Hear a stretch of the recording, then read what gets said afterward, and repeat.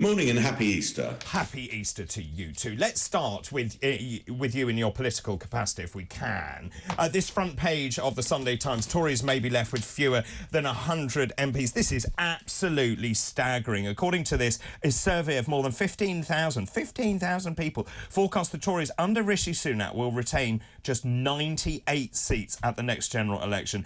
And Labour, this is utterly staggering if this is true, and of course it may well not be true, but Labour would sweep to power with 468 seats, a majority of 286. Yes, absolutely massive, talking about, 468 Labour seats, which is up from 203 in 2019.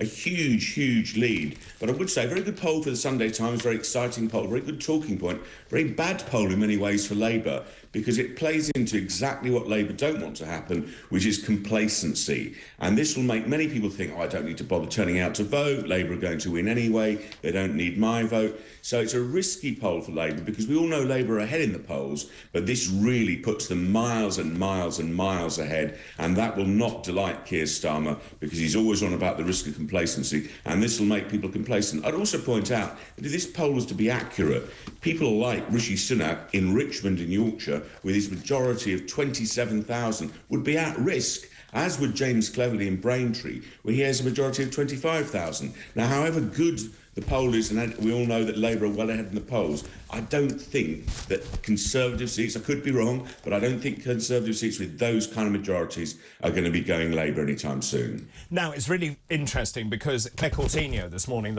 this is the front page of the Sunday Telegraph, desperate to try and talk about policy. It's an interesting choice of story. The headline in the Sunday Telegraph says Labour net zero plan puts UK at China's mercy. Now, I would agree totally that this abstract, arbitrary date that they've chosen, it was 2050, then it got brought to 2035 under the Tories. Now Labour is saying 2030.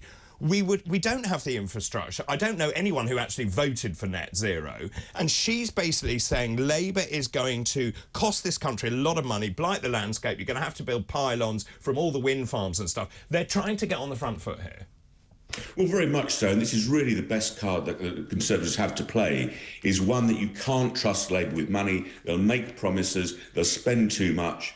Although it's hard to see, I have to say, how Labour would leave the country in a worse position, many people would think, than it appears to be in now. But Labour have been cautious to avoid that by avoiding making any huge spending commitments, apart from the big one about the 28 billion, which they've rowed back on somewhat. So it shows you in some ways, although that was painted as a U-turn, just how cautious and sensitive is Labour is to making big spending commitments. Net zero, hugely important issue, but given the cost of living crisis, the state of the NHS, the problems with schools, rivers, prisons, I just don't think it's going to be that turning point on the doorstep that people like Claire Coutinho thinks and hopes it might be. No, it's interesting. Now, I still think that the public don't have an appetite for Labour, but they also see what a mess the Tories have made of this country.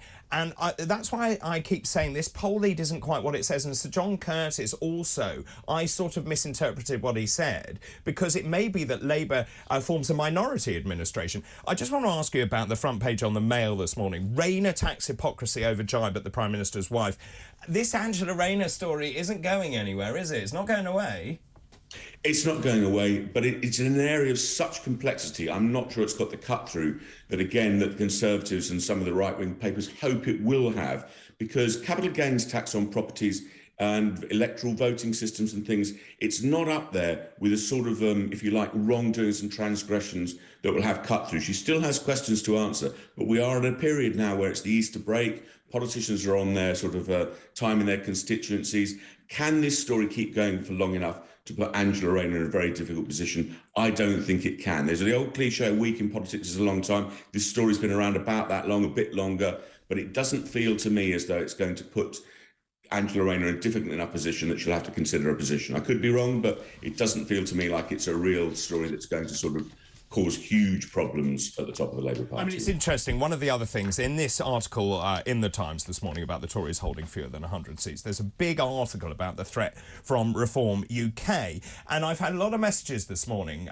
this one including Ed in Thurrock saying, "Hi, good morning, doctors. I tried to ask you this yesterday. Will Mr Tice be willing to form a coalition with the Tories pre-election if we got rid of Sunak and resigning MPs are all replaced by Reform candidates? Tice as Deputy Prime Minister and Home Secretary, Reform manifesto at play." So Reform UK, and I would say this, and as you know I have a vested interest, but Reform UK, when I got together with Richard Tice and we resurrected what was the Brexit Party, we were polling at 2%. Now we're at 16%. So, and the Tories are coming to us and saying you need to stand down. Well, guess what? We're not standing down.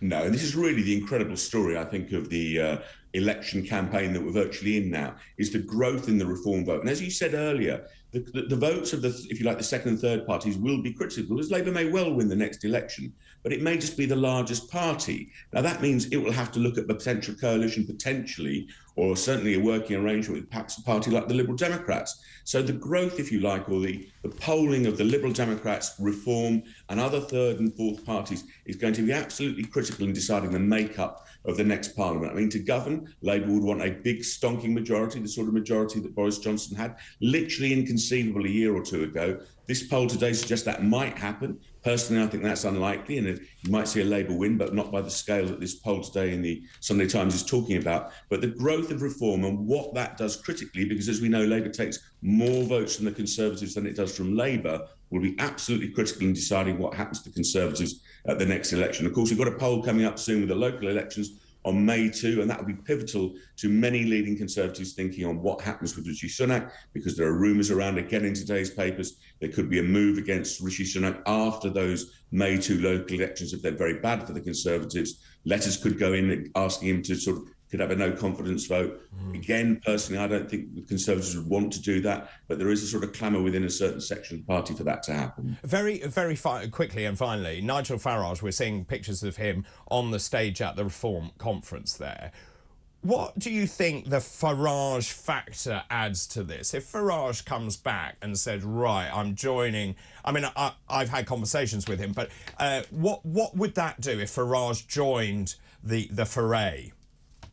Well, there's no doubt his character is a huge personal uplift, and he's doing this great sort of hokey-cokey, willy-won't-he sort of dance, if you like, with politicians and the electorate, suggesting he might get involved, might he not get involved. It's the big unanswered question. His personal vote will now no doubt be a huge boost to Reform, and I'm sure there's many in the party, Richard Tice and others, who would like him back. If he does, I think that would be a huge uplift in terms of Reform fortunes, and is obviously the one big thing that really frightens the Conservatives at the moment. The involvement of Nigel Farage could be a real game changer potentially in the next election, and that will worry the Conservatives.